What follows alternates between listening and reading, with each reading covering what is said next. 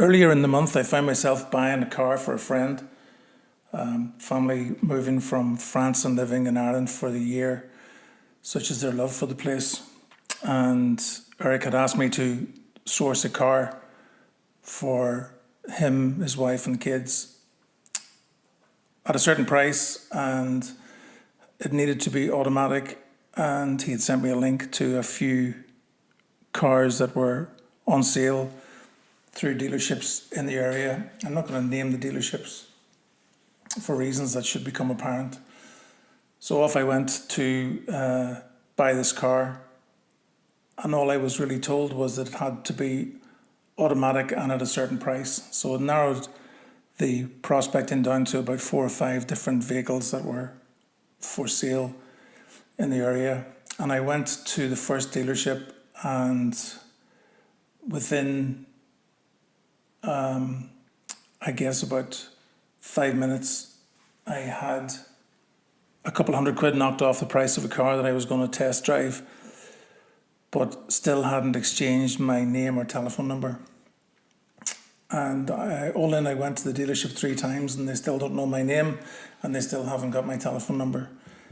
I got a test drive in the car, and the owner of the dealership asked the cleaner to sit alongside me, I guess for fear that I was going to drive off with the car or something. And car was okay. Car was in good order. But my problem was that if they weren't interested in finding out who I was or anything about me, when I was buying the car, I felt that they wouldn't be interested should something go wrong with the car. So that really made it easy to exclude them from the buying process. So I had visited their dealership 3 times, met with the owner twice, and spoke to one of his colleagues on the phone, and didn't impart any information. Explained that car wasn't for me. It was a fairly relatively urgent purchase that needed to be bought within 2 weeks. And I guess there's a whole lot of buying signals there that they just ignored. So anyway, off I went to another dealer and arranged to test drive a car, and was allowed to test drive the car by myself. So nobody sat beside me the first time. I sat on the Fiat 500, and it was awful, and the noise of the car was incredible. Changing gears, the car sounded very angry. There's a whole lot of stuff that I thought wasn't right with it, but I didn't know the car well enough, and I think those problems would have been ironed out had somebody sat beside me in the car. But more importantly, from what I can remember, there's a statistic that ranges either 65 or 70% of all test drives result in a sale. It's the time when you get the buyer at their most kind of either relaxed and or heightened in terms of wanting to know about the car. They want to know about the functionality, they want to know about miles per gallon, etc., etc. So I came back in about 1.5 minutes of the test drive, and just said there's something wrong with the car. No sign of any interest as to what was wrong with the car. Just, here's the keys to another one, off you go. And I went off in a Peugeot 3008, a car that I'd never driven before. So I didn't know what to expect, but I felt that there was a rattle from underneath the side of the car. Now, these are all second-hand cars. They're priced just under £10,000. And in this climate, I know that the value of second-hand cars is high from a seller's perspective, because components and parts and availability of new cars has decreased because of the pandemic, supply chain, production, whatever. And so we're down to a higher than normal value for used cars. So when you're getting into a car, there are certain things that the buyer would need to be aware of, and a seller would need to explain on the way through the process. Normally there's a couple of grand in it for the dealer, but that takes into account all of the costs of advertising, of cleaning, of fixing, of the basic selling of it. So that profit is eroded, but typically there's about 2 grand on the price, or at least there was. Maybe it's more now, I don't know. But I went back and explained there was a noise under the car, and there was a button that wasn't working, which was an automatic stop-start button, which didn't really impede the driving experience, so that wasn't really important. Long story very, very short, that was 3 weeks ago, and that car is still sitting outside the showroom, and I am yet to have a phone call or a positive email encouraging me to come down and test drive the car again. I drove it once. The guy said it was going to be put through the workshop to be fixed. It was going to have full MOT and 1 year's warranty and all the usual stuff that you'd expect, but absolutely no interest from the seller. And so now I was running out of time.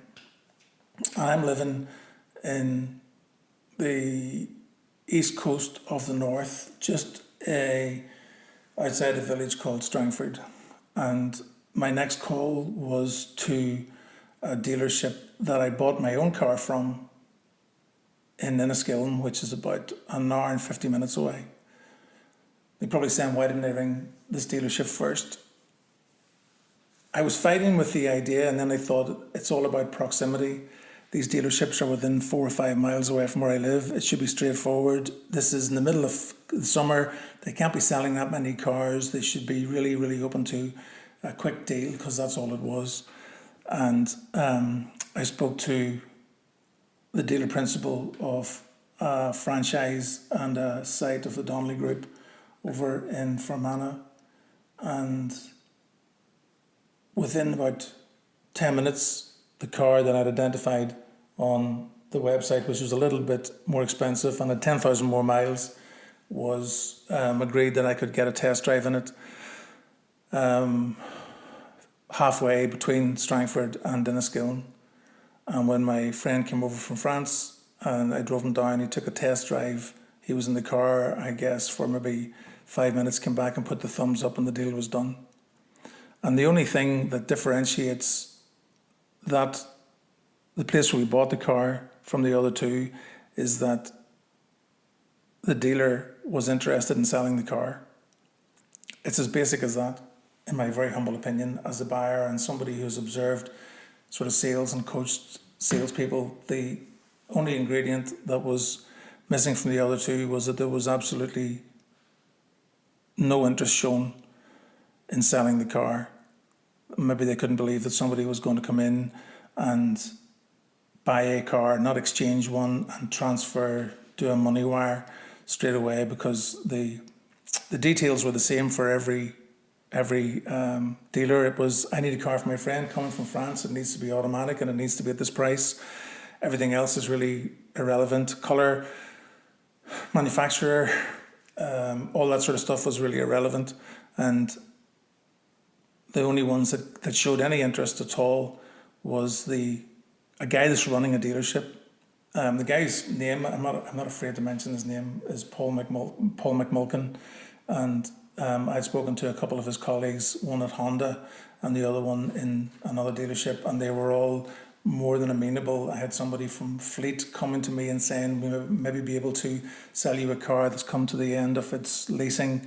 But every single one of them was interested in selling the car.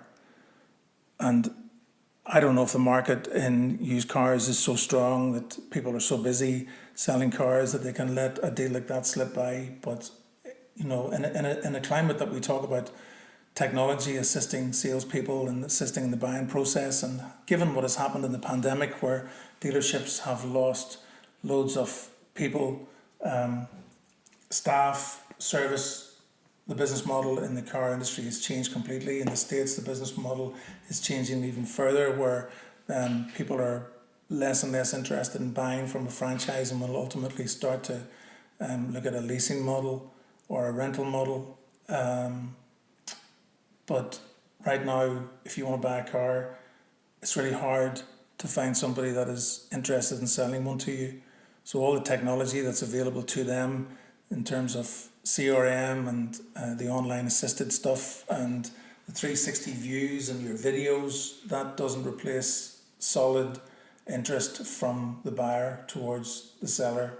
And it really boils down to those very basic human characteristics and attributes that we value most when it comes to buying something that is significant. We warm towards those people who are genuinely interested in us and that will look after us and will take care of us during the transaction and after that. And I was surprised. I don't know how this resonates with your own personal buying experiences or whether you've been able to stand up for some of the smaller organizations. But when it comes to buying something, you need to be sure that you're going to be looked after during the transaction, and you need to be sure that you're going to be looked after should something go wrong after the transaction. But if there's no interest from the seller, it doesn't really matter. So I just wanted to share that because it's an industry space that I would have been familiar with, having coached and worked in marketing and sales coaching for a number of businesses. But I was really surprised at the kind of apathy and the lack of interest in this particular climate, and fair play to Paul at the Donnelly Group for pulling it out of the bag. Just at exactly the right time. The car was ready. Eric was here 2 days and the car was ready for him. And everything was handled really, really easily. So, yeah, I just wanted to share that. Hope that kind of stimulates some of your thinking about how you operate yourselves and what you do in terms of embracing new customers to your business and how welcome you make them feel and how interested you are in not selling them something, but it goes back to that idea of solving the problem that they have. My problem wasn't that I needed a car. My problem was that there was a specific car type needed by a certain date, and the qualification process was really straightforward. But no interest, no sale.